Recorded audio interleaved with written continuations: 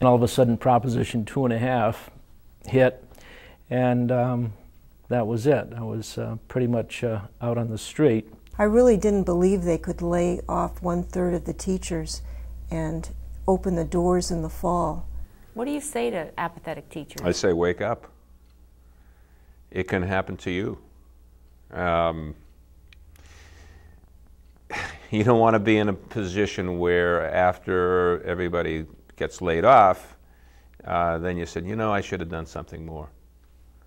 You've got to take these things seriously.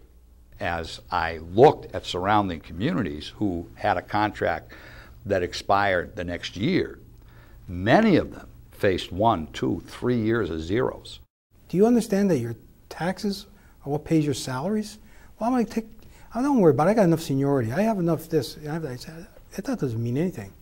I mean, maybe you won't go, but what's left is going to be, you know, horrendous. Can you speak again, Diane, to the teachers of Connecticut?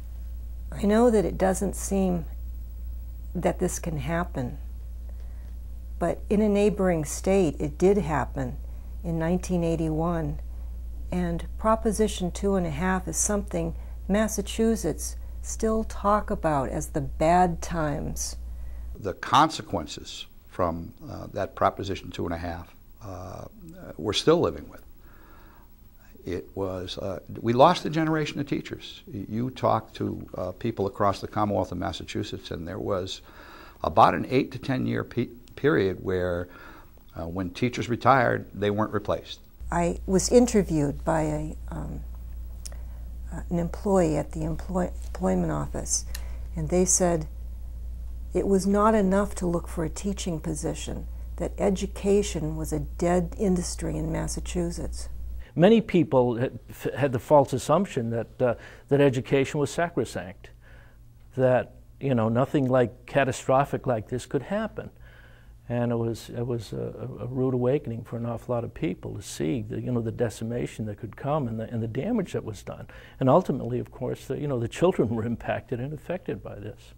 Don't be apathetic. Don't sit back and say it's not going to happen. It can happen, and if it does happen, it's not going to get to me, because most likely one way or another it's going to affect you, whether it's the loss of your job or your working conditions. Your child is not going to get the attention he or she needs because class sizes will increase, and plus you will lose some of your favorite teachers.